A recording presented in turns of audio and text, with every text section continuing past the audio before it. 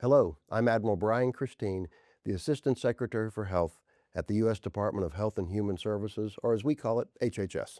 And I'm Tom Engels, Administrator of the Health Resources and Services Administration, or hrsa. January is Cervical Cancer Awareness Month, and we're here to share an important update. Cervical cancer is one of the most preventable cancers that we have, but about 1 in 4 women in the United States is not up to date on screening, and that puts lives at risk. As a clinician, as a surgeon, I've cared for women suffering from metastatic or late-stage cervical cancer that might have been prevented with earlier screening. That's why this update matters. Across HHS, we're working to make it easier for more women to get screened.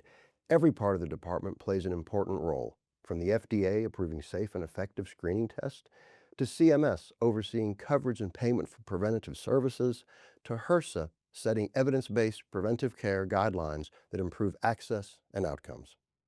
hrsa recently updated the Women's Preventive Services Guidelines to add a new screening option for average risk women aged 30 to 65.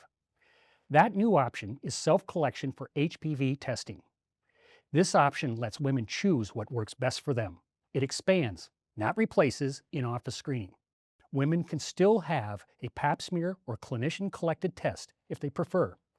Strong evidence shows that self-collected HPV testing is as effective as clinician-collected samples, and it can help reach women who face barriers like transportation challenges, limited time, or discomfort with in-office exams. Access and cost matter.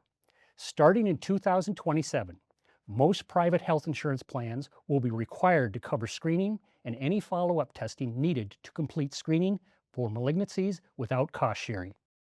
And that means more choices, fewer barriers, and early detection. Detection at a time when treatment is most effective. It's a powerful step forward for women's health, grounded in gold standard science and evidence, because that's what Secretary Kennedy demands. By expanding options and removing cost barriers, and with Admiral Christine's leadership and collaboration, we're helping more women take control of their health and prevent cervical cancer nationwide. To learn more, go to hrsa.gov/women's-guidelines. And we thank you. Thank you. Produced by the U.S. Department of Health and Human Services.